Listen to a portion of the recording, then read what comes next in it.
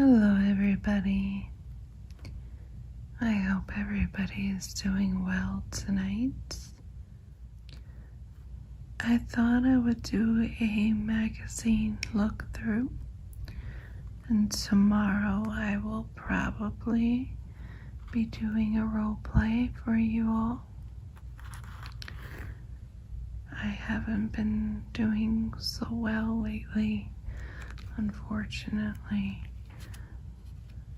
So that's why I haven't posted a video in a couple of days. I've been having some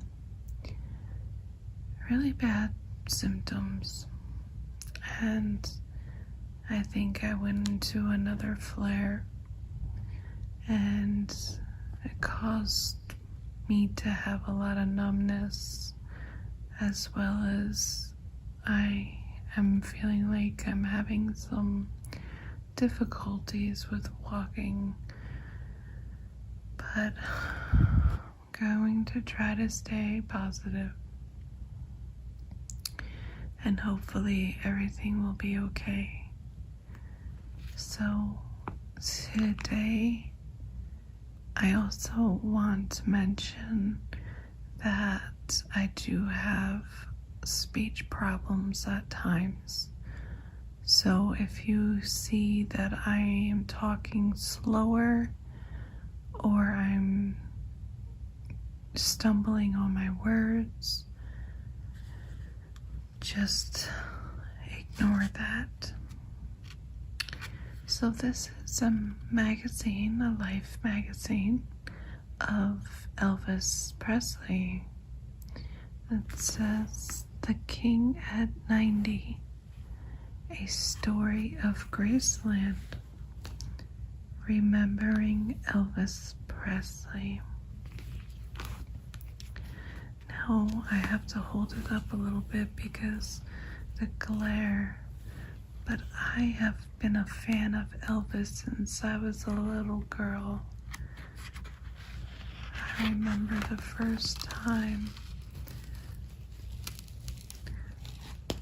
I was at my mother's friend's house and there was an Elvis movie on, and I just felt, I don't know how to explain it, and it was quite bizarre because I was a young girl, but I felt a connection somehow. I know that sounds crazy, but I just loved watching his movies and listening to his music.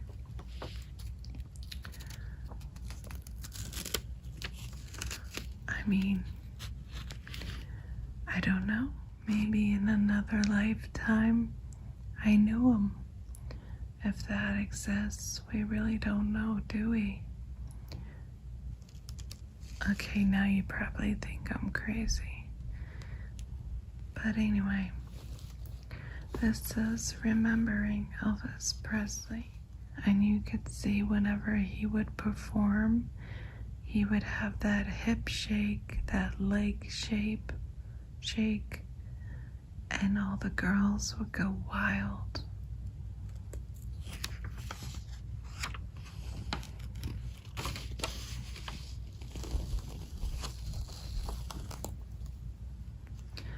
Also, you might hear my dog snoring in the background.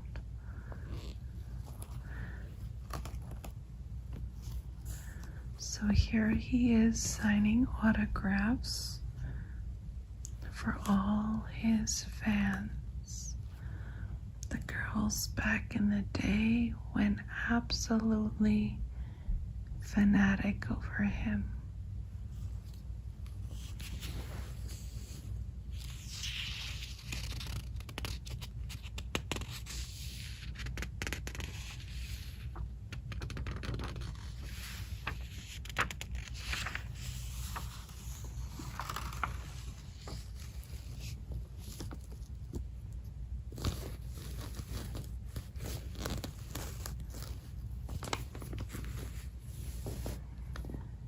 I'll always be Elvis. I can't read all this, unfortunately, because it will be hour-long, possibly 2-hour-long video.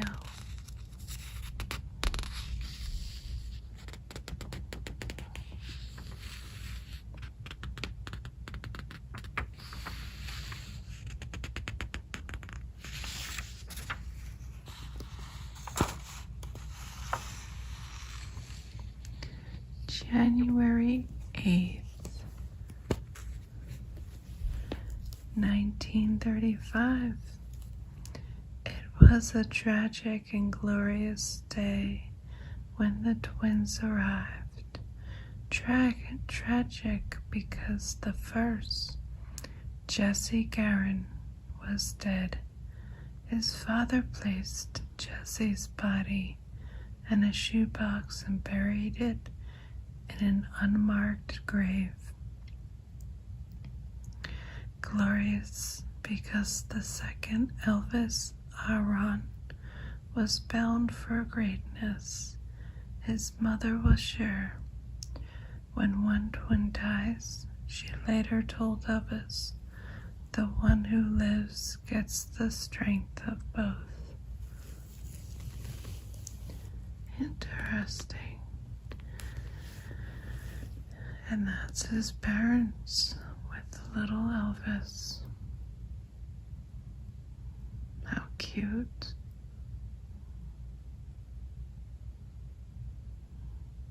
I'm trying to look at the mother and father, and I don't really see similarities. Do you? Do you think he looks like his mother or his father? I think maybe once the mother got older, she started to look more like him.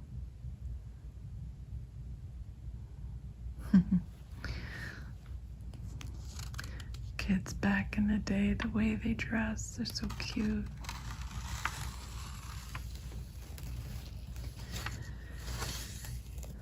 And there's Elvis, looking like a little cowboy. Elvis first performing came at the age of 10.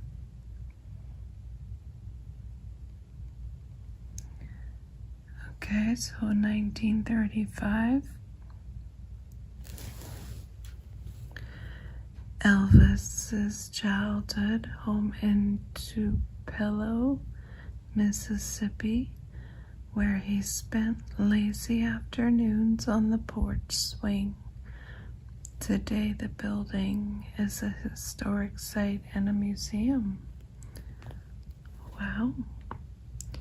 For his 11th birthday, Elvis's mother buys him a guitar at the hardware store, the most important gift he will ever receive, in lieu of the rifle he wanted. Soon he is bringing it to school almost every day, singing for his friends at lunchtime, talking dreamily about the Grand Ole Opry. On one occasion, bullies swipe it and cut the strings. That wasn't nice. 1949. Unable to hold a steady job, Vernon Presley decides to move the family to Memphis. The city is steeped in music. There's blues on Beale Street, country on the radio, and gospel everywhere, especially at the popular Street Mission, across the street from the Lauderdale Courts. Housing project where the Presleys live. Elvis makes friends with Johnny and Dorsey Burnett, two future rockabilly stars, and the three spent many evenings jamming in the project's laundry room.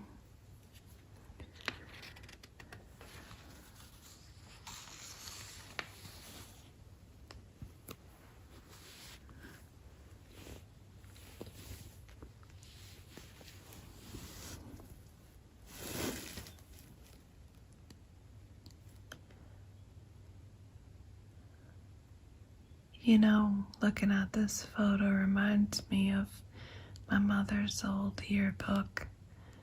I used to love looking at her yearbooks. Unfortunately, I no longer have her yearbooks, but it was so cool to see just how people looked back then. Everybody was dressed properly, you know, very modest and professional, and I find it very interesting, which is why I like all things vintage. I'm so intrigued by it all. Okay, so 1953. What is young Elvis' back row? Okay, so he's in the back row. Oh, okay, so he's here. I could barely see him with my eyes right now.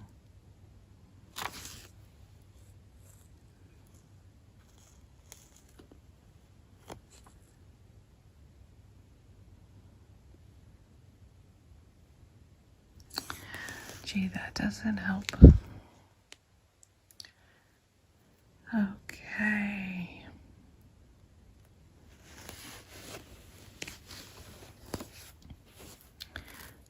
There he is. A faintly mustachioed Elvis and the so-called Blue Moon Boys. Guitarist Scotty Moore left, and bassist Bill Black right. So Bill and Scotty and Elvis.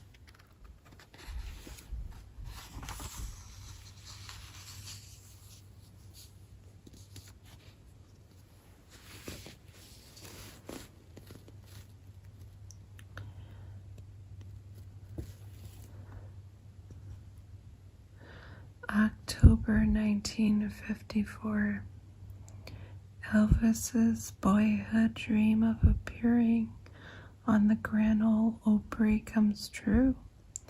Naturally, he is nervous, the more so since Opry star Bill Monroe is rumored to be less than flattered by Elvis's version of Blue Moon of Kentucky. I'd heard he was going to break my jaw, Sam Phillips would later say, but Monroe is polite and stoic.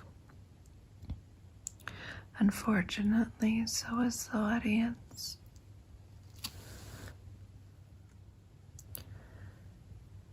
Elvis receives a far more enthusiastic reception at the Louisiana hayride.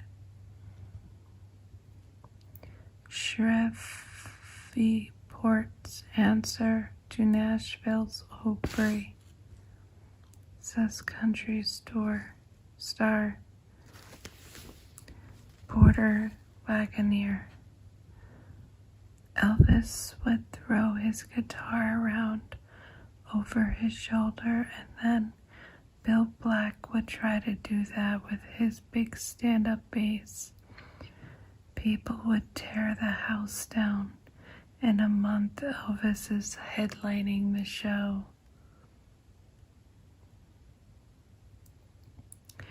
In 1955, DJ Fontana, former house drummer for the Louisiana Hayride, officially joins Elvis's band. Fontana has experience playing for exotic dancers outside Shreveport, where he would pound his tom-toms in time to their gyrations. He applies the same technique whenever he sees Elvis scooting across the stage, and Elvis loves it. This, Fontana speculates, is why I got the job. 1954.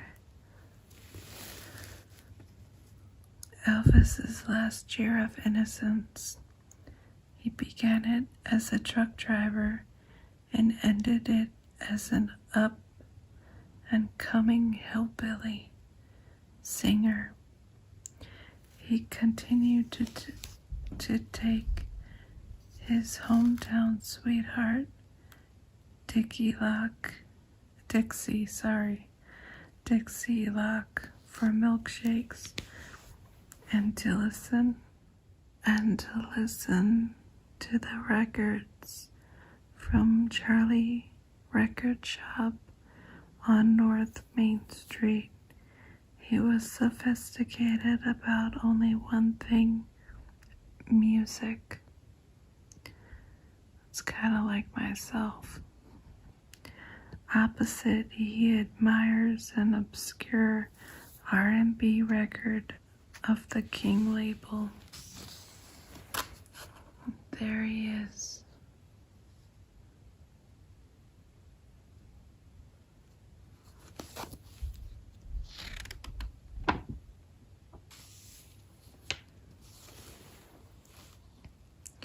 What a nice photo. I'm pretty sure I had this photo on my wall when I was a young girl. I know it seems weird that I was a young girl and I enjoyed him so much. Just kind of weird. But I had a photo of him, multiple photos actually. And a weird story is, now you're really gonna think I'm crazy, but there was a photo I had of him on my wall that was framed, and I used to listen to his music and dance with this photo. Even though it was a big photo, I'd take it down off the wall, dance with it, and I swore that his eyes moved in the photo. And I got so freaked out that I threw all the photos in my closet. And my mother comes in my room one day and she says, "Where are all your photos of Elvis?" And I said, "They're in the closet. Do not open that door." He looked at me and my mom was like, "What are you talking about?" It was weird because I do remember back and I really feel like I did see his eyes move. But you know, they say the brain plays tricks on you.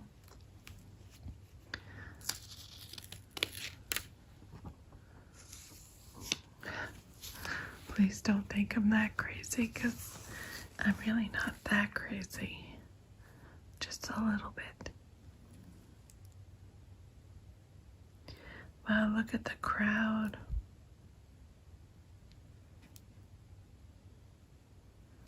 Just imagine going back in time and being able to experience so many things. You know, I wish there was a time machine. We can go back in time and go to Woodstock, go to Elvis concerts, the Doors concerts, go to a Led Zeppelin concert. Oh my gosh, I would have a ball. That would be absolutely amazing.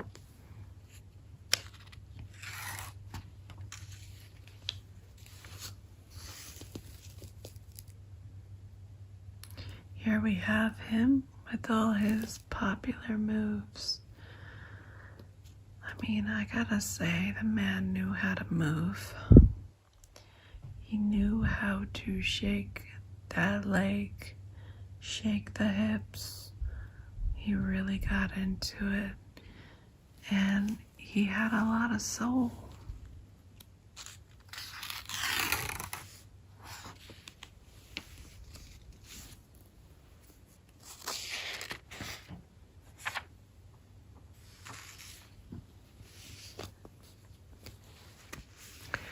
Now, I know a lot of people back in the day, such as older people, were not fond of him. They looked at him like, he was too, I guess you can say, sexual in nature. I know my Nana, she wasn't fond of the Beatles because they had longer hair. And that's just the way people were back then. I think she did like Elvis though, because she used to put his music on and mop the floor, and while she was mopping the floor, she'd be dancing. I actually can see it in my head now. My Nana always had like a beehive hairstyle, and she used to put on some Elvis or some old music, and she'd be mopping and dancing at the same time. So classic. So there's Elvis with the hound dog. That's so cute. That's when he did "You Ain't Nothing But a Hound Dog, Crying All the Time." Yes. Okay, what's this say?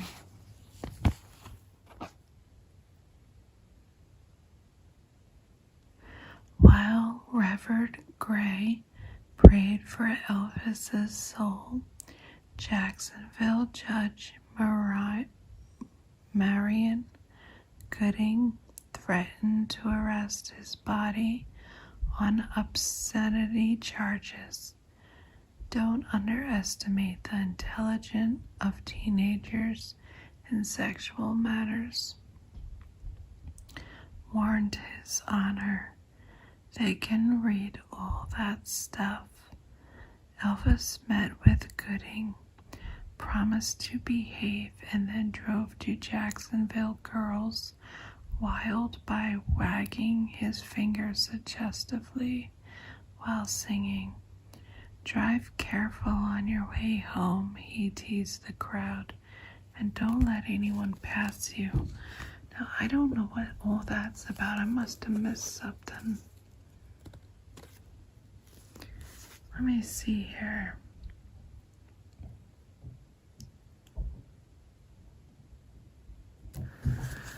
There's a lot of stuff here that I can't really talk about because it would make my video too long.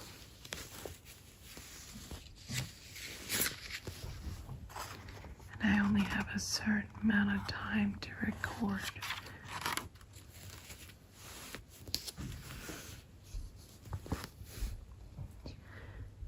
I don't know why, but that is such a sexy photo of him. It's a nice photo. He looks very tired. That must be all the fan mail. Yes, it says, fan mail can be tiring, especially when you get an average of 10,000 letters a week. For some mysterious reason, Elvis developed the habit of ripping them up after reading them. In this case, prior to an appearance on CBS and stage show, He left the torn remnants on the coffee table. Well, I can't imagine reading all that fan mail. It must be exhausting.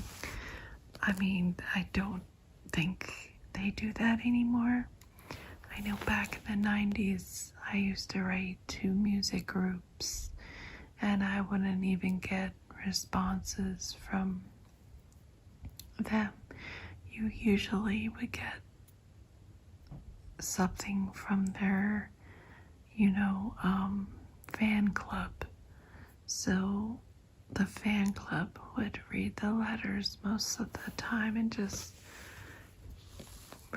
respond in a way, but not necessarily all the time.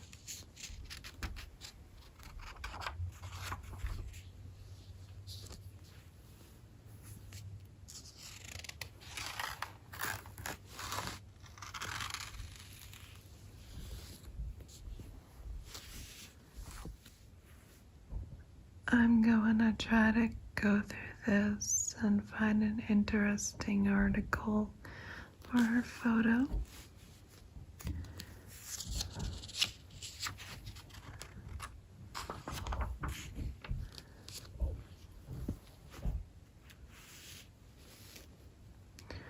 Wow, look at all those people.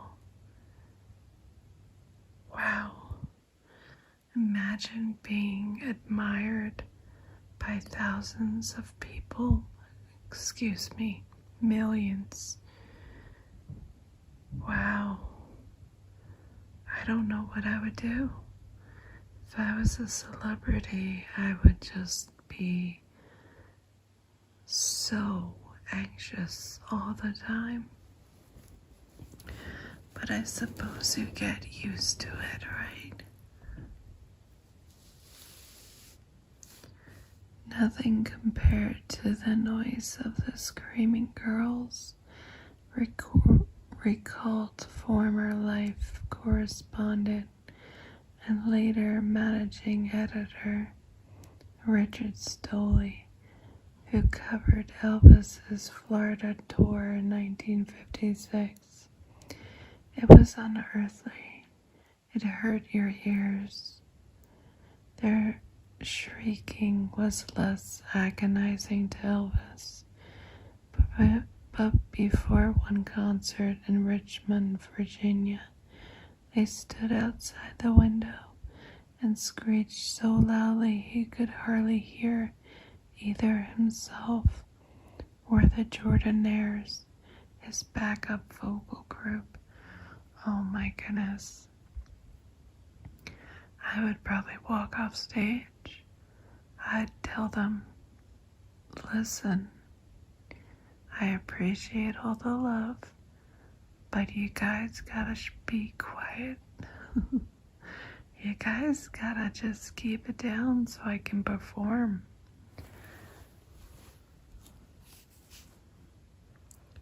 Elvis's love of cars will last a lifetime. He became known for giving away Cadillacs, not just to his mother, but to lucky strangers. Elvis with his first caddy. In Memphis, 1956. It was the most beautiful car I've ever seen, he says in a later interview. I parked it outside of my hotel the day I got it. I sat up all night just looking at it. That's really cool. I know that he was a very generous man. 1956, he finally appeared on the Ed Sullivan Show. But in one of TV's most notorious and frustrating acts of censorship, his spectacular gyrations are shown only from the waist up. That makes me giggle because they said gyration. They were very strict about certain things back then. I know that when Jim Morrison performed they had to edit out a couple things from him. They didn't want him to say the word higher, you know, in Light My Fire. When he says, come on, baby, light my fire. I know we couldn't get much higher, something along those lines. But they didn't want him to say that, but he said it anyway. But since Elvis had a very sensual way about him, he just knew how to move, and they didn't like that.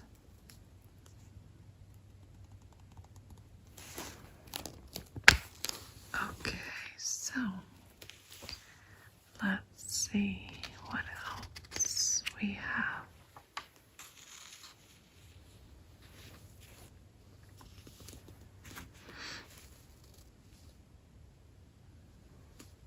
Let's sell this as a reporter.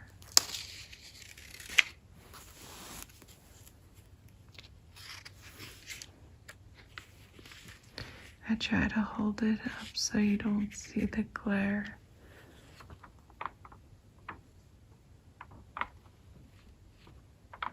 I love that sound.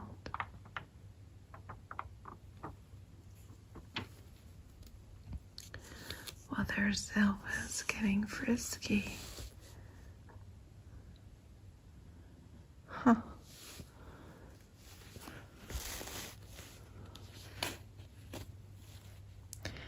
Elvis seems to come alive only when a girl is around.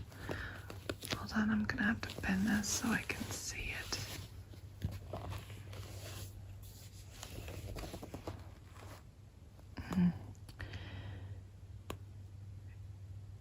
In a stairwell at Richmond concert, he came alive with one he had known for a very short time.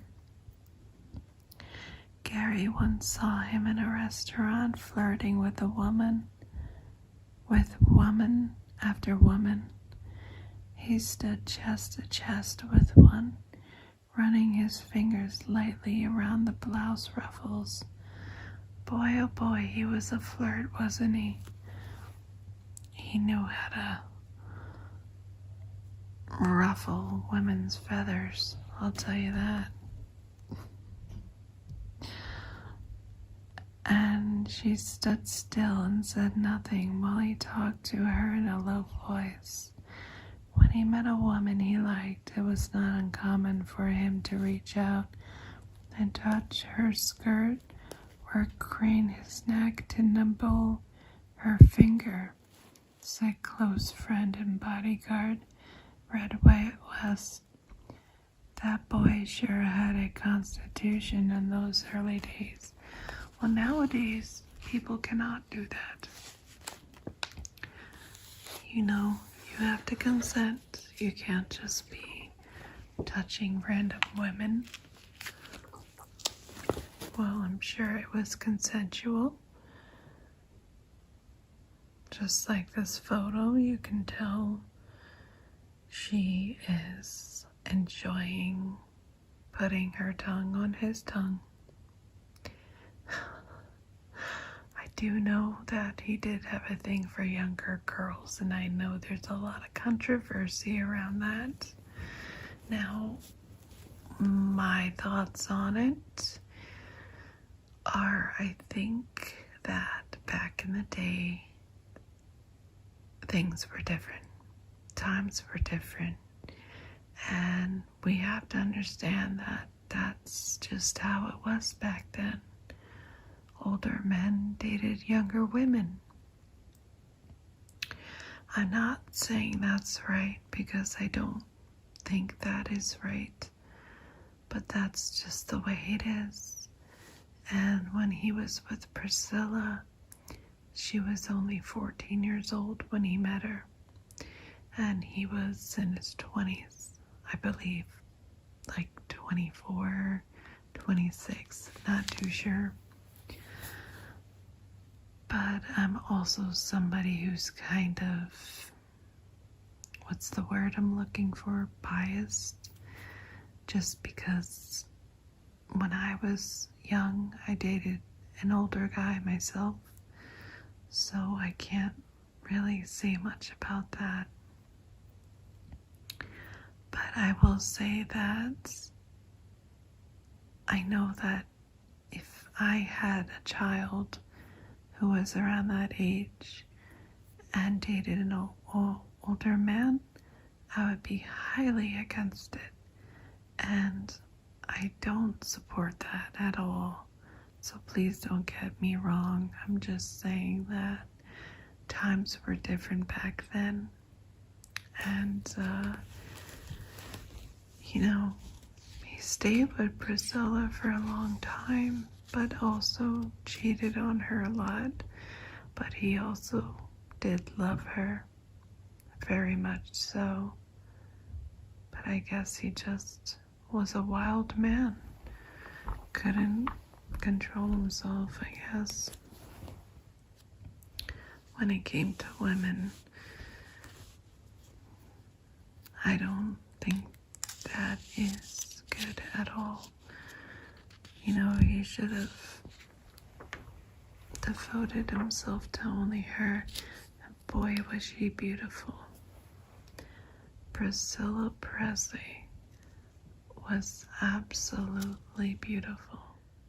Just look at all these faces. Look how the women dressed back then. I don't see one lady dressed in pants. It's all dresses or skirts. Let's read this here. It says, "Girls, I see you all backstage," he often said after bringing down the house. The house pictured here is New Orleans Municipal Auditorium. They came, of course, in droves, and when reporters began asking him just what kind he'd like to marry, he said she has got to be American, one who doesn't smoke or drink, a high school graduate, not a college girl, well-bred, warm-hearted, patient and understanding, doesn't use makeup, healthy and energetic, a real homemaker, a loving and devoted wife, and mother willing to raise a real large family. Well, that's a little weird to say that he didn't want a college girl, but he wanted a high school girl. That's kind of weird. That brings me back to, the controversy surrounding him liking younger girls. And one that doesn't smoke or drink. Okay, so he had a lot of... And then the whole not wearing makeup, which I find bizarre because I remember him saying that he wanted Priscilla to always wear heavy makeup. I wonder why that is. Why would he say he doesn't want a girl to wear makeup, yet Priscilla wore tons of makeup, and he wanted her to wear makeup? Maybe he thought that it would, I don't know what he thought, but I can understand him wanting a loving and devoted wife and mother willing to raise a real large family. But funny thing about that is he only had one child. That's quite interesting.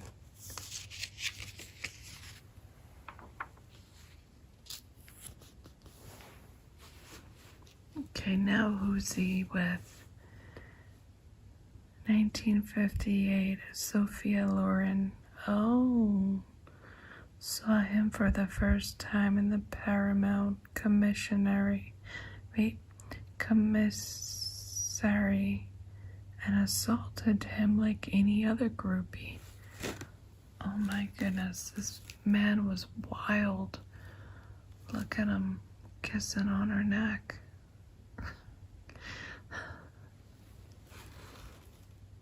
Those are great photos, though, you gotta say. Boy, oh boy. He sure had himself a good time with the ladies.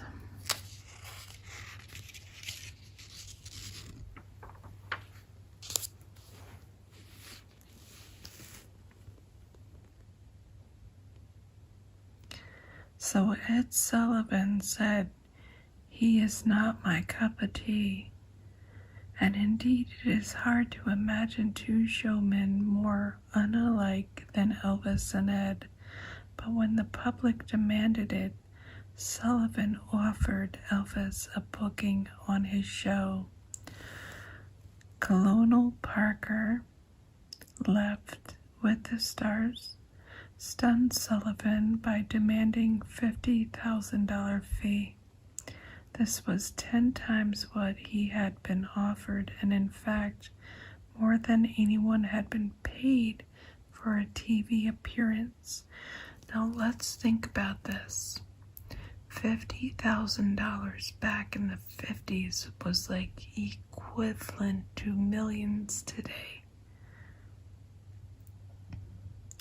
Sullivan swallowed his pride and signed Elvis for 3 more shows. Good move. More than 80% of America tuned in to the first performance. By the third, Sullivan's conversation was complete.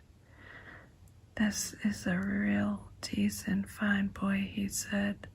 "We've never had a pleasanter experience with a big name."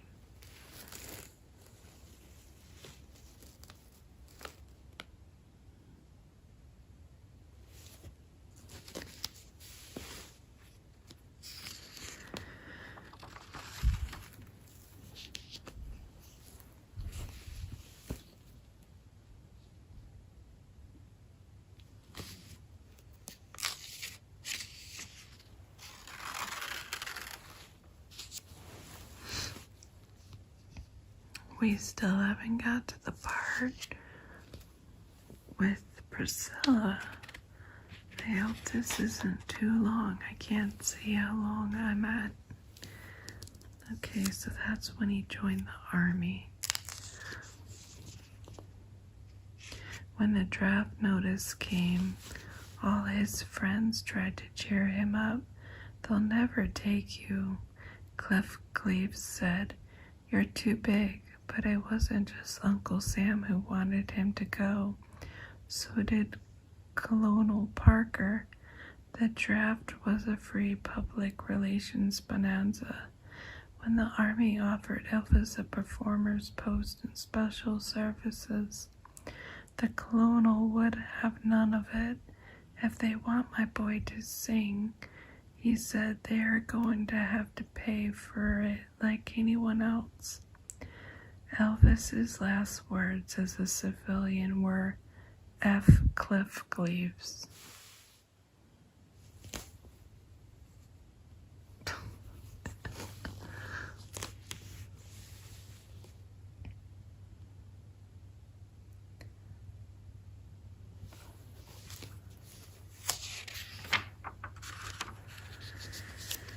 Okay.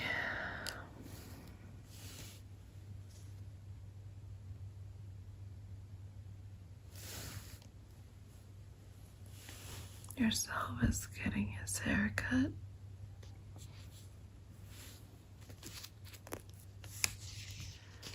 Did you know that Elvis was naturally a blonde? And he would color his hair black. Okay, I'm going to fast forward. I'm going to skip through some. I just want to see the part where he meets Priscilla now. I think this might be it. Okay. There she is in the back seat. That's a very famous photo. Cute as a button.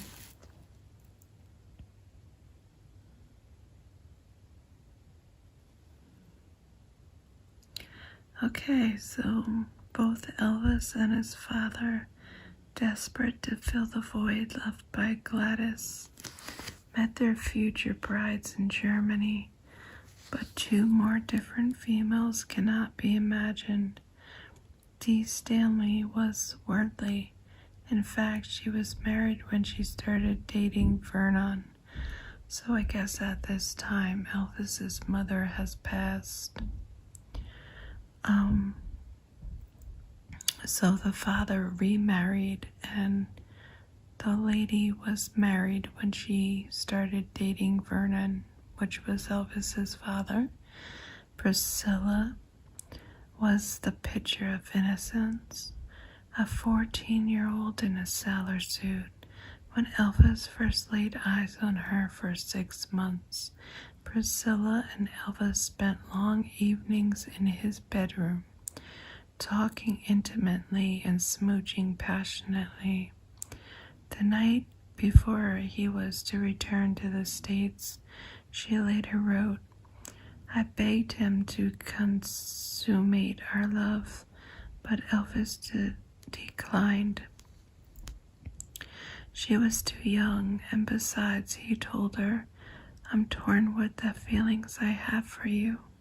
The next morning, after leading Minnie May to her car above, Priscilla rode with Elvis to the airport. He gave her his combat jacket. "It shows you belong to me," and asked her to write him letters on pink stationery. Then he disappeared just like that.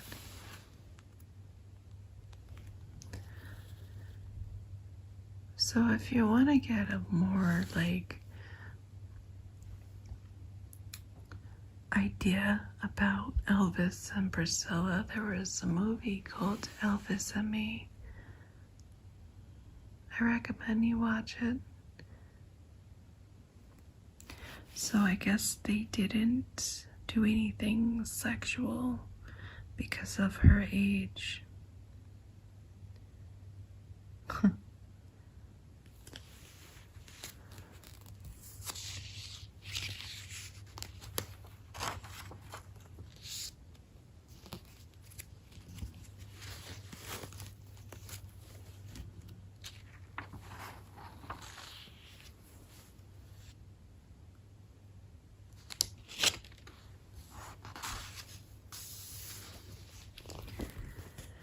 Ooh, those are all the movies he was in. I've seen every single one. Now, I'm not going to remember all the names because I was young when I saw them all. But I'll tell you one thing, another actress that I loved that would perform with him was Anne Margaret. I need to get some of his movies and watch them. I'll bring back some memories.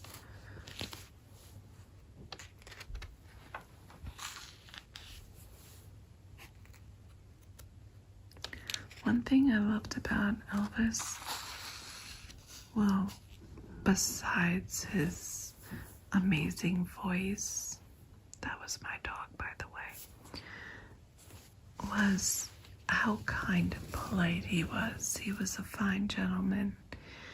And I also really liked his lips. Okay, now my dog is burping. Excuse him. He just got done eating one of his bones.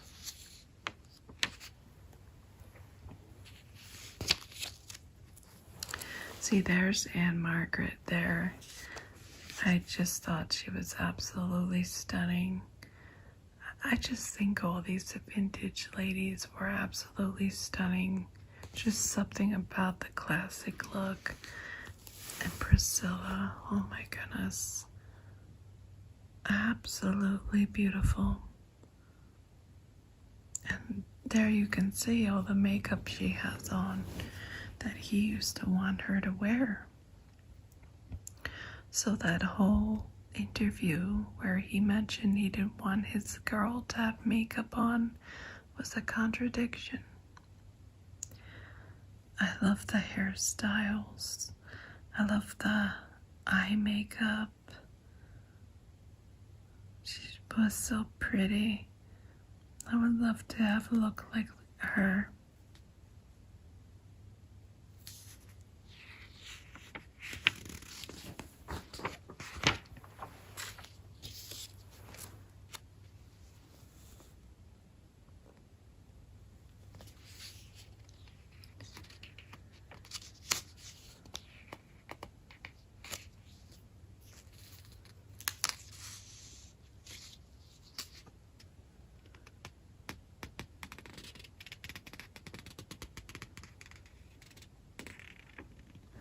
I'm just reading the side here.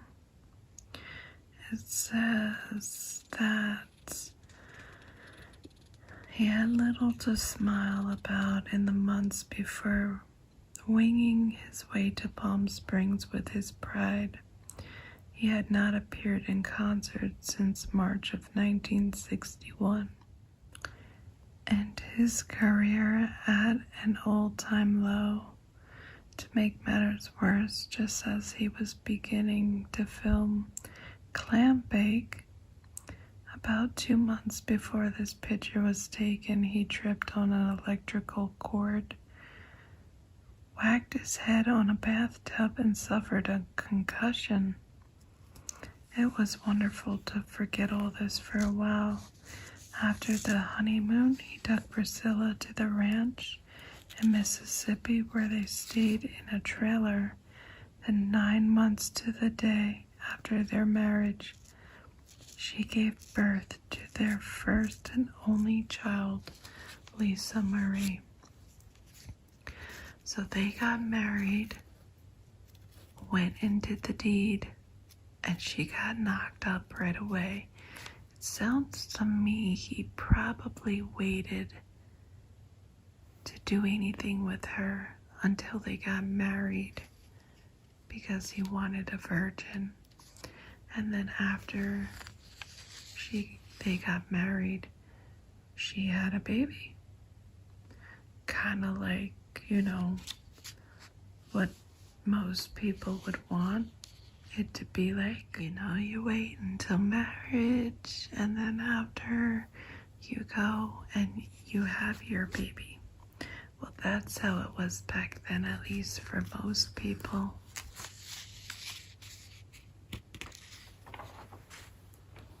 Oh boy, the king is back, and he is all in leather.